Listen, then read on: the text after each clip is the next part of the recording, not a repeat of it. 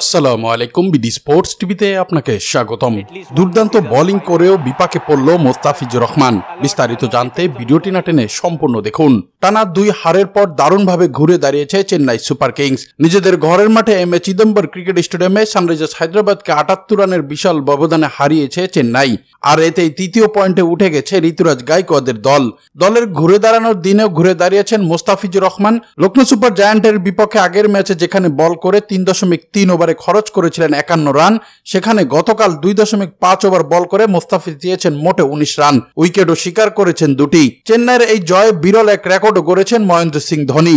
নিজের মুকুটে নতুন পালক যোগ করেছেন চেন্নাইয়ের সাবেক অধিনায়ক। হায়দ্রাবাদের বিপক্ষে ম্যাচ জিতে আইপিএল এর ইতিহাসে প্রথম ক্রিকেটার হিসেবে এক দলের হয়ে 150 ম্যাচ জয়ের রেকর্ড গড়েছেন এম এস ধোনি। চলতি আসরের শেষ দিকে প্রতিপক্ষ বোলারদের ত্রাস হিসেবেও ব্যাটিং এ নামেন মহেন্দ্র সিং ধোনি। শেষ ওভারে 4 ছক্কা হাঁকিয়ে পালন করেন নিজের ফিনিশিং এর ভূমিকা। এই মৌসুমে 9 ম্যাচে 7 ইনিংসে ব্যাট করে 260 স্ট্রাইক রেটে 96 রান করেছেন এম এস ধোনি। এর আগে 2008 সাল থেকে আইপিএল এর ইতিহাসে মোট 259 ম্যাচ খেলেছেন এম এস ধোনি। 24 হাফ সেঞ্চুরির সঙ্গে 137.13 স্ট্রাইক রেটে ব্যাটিং করেছেন 5178 রান। সবকিছু মিলে মোস্তাফিজ আর ধোনির রেকর্ডে বন্যা বয়ে গেল গতকালকের ম্যাচে।